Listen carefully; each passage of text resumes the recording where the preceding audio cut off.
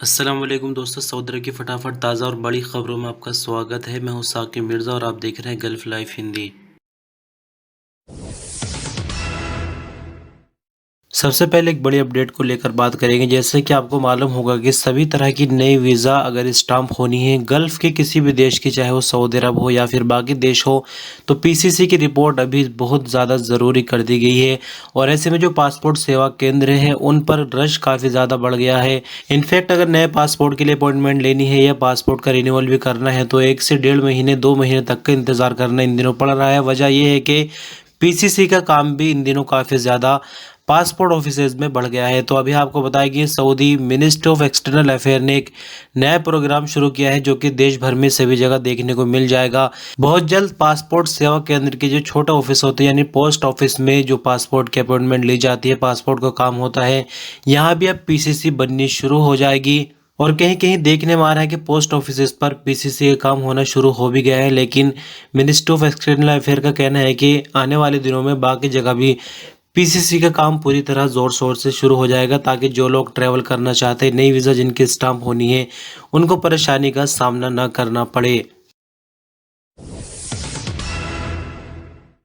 Saudi passport और immigration department ने जवाज़ात की तरफ से 2-3 ज़रूरी अपडेट जो कि आपकी नॉलेज को काफ़ी ज़्यादा बढ़ाएगी। जवाज़ात से एक शख्स ने सवाल ये किया कि मैं पहली बार नए वीज़े पर सऊदी अरब आया था लेकिन किसी वजह से फ़ौरन ही खुरूज नहाय पर वापस चला गया। क्या अब मैं दोबारा सऊदी अरब नए वीज़े पर आ सकता हूँ? सवाल के जवाब में जवाज़ात ने ये कहा है कि वो गैर मुल्की जो कि कानूनी तौर पर सऊदी अरब से जाते हैं, चाहे वो नए वीज़ा पर आए हो, चाहे उनको इकामा ना बना हो या उनको रहते हो काफ़ी टाइम सऊदी अरब में हो गया, अगर वो कानूनी तौर से सऊदी अरब से जाते हैं तो जब चाहे वो दोबारा नए वीज़े पर आ सकते हैं। लेकिन जो लोग डिपोर्ट करके जाते हैं उनके लिए वापस आना नामुमकिन होता है। एक और सवाल एक खारजी वर्कर ने जवाज़ात से ये पूछा कि मेरे कफ़ील पर ट्रैफिक चालान मौजूद है और मुझे अपना इकामा रिन्यू कराना है। क्या कफ़ील के ऊपर ट्रैफिक चालान मेरा इकामा रिन्यूअल न होने का कारण बन सकते हैं? इस पर जवाज़ात का कहना यह है कि ट्रैफिक चालान अगर कफ़ील के ऊपर है तो उससे आपके इकामे पर कोई फ़र्क नहीं पड़ेगा, लेकिन अगर ख़ुद इकामा होल्डर के ऊपर ट्रैफिक चालान हो तो उसका इकामा नहीं बनेगा, रिन्यूअल नहीं होगा, पहले वो चालान अदा करने होंगे। लिहाजा अगर कफ़ील के ऊपर ट्रैफिक चालान है तो ऐसे में वर्कर का इकामा रिन्यू हो सकता है, किसी तरह की मुश्किल का सामना नहीं करना पड़ेगा।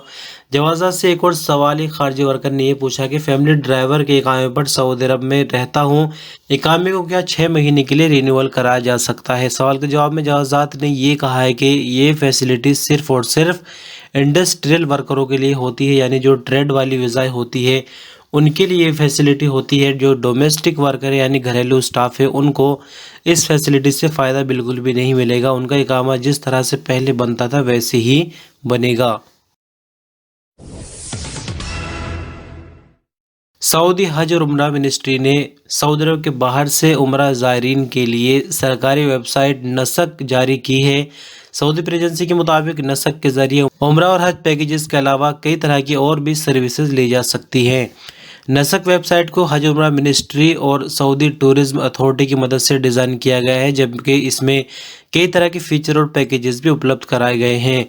नसक के विजिटर उम्रा वीज़े के अलावा सफ़र के लिए सभी ज़रूरी चीज़ें, पैकेजेस, होटल और टैक्सी वगैरह की बुकिंग भी करा सकते हैं।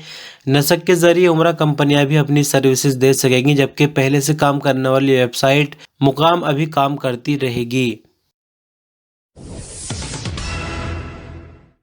सऊदी मिनिस्ट्री ऑफ इंडस्ट्रीज़ ने अगस्त 2022 के दौरान 115 नए इंडस्ट्रियल फैक्ट्रियों के लाइसेंस जारी किए हैं।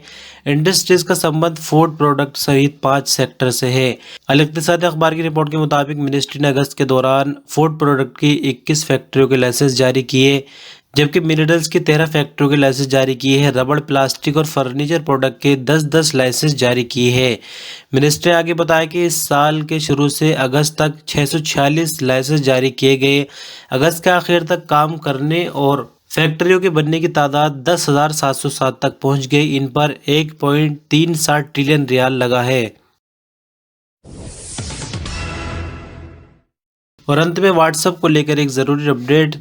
सऊदी साइबर सिक्योरिटी विभाग ने कहा कि व्हाट्सएप को हैकर से बचाने के लिए अपडेट करना ज़रूरी है।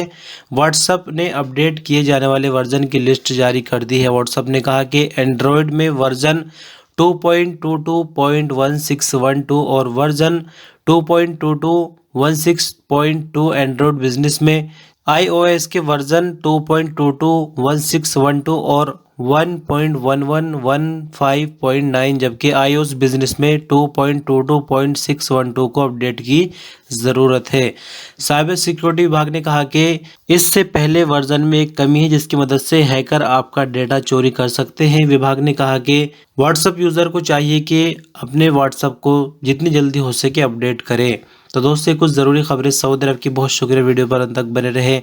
वीडियो छोटा सा लाइक दे सकते, चैनल पर नए सब्सक्राइब कर सकते हो। सवाल सुझाव हो तो हमसे कमेंट में पूछिए।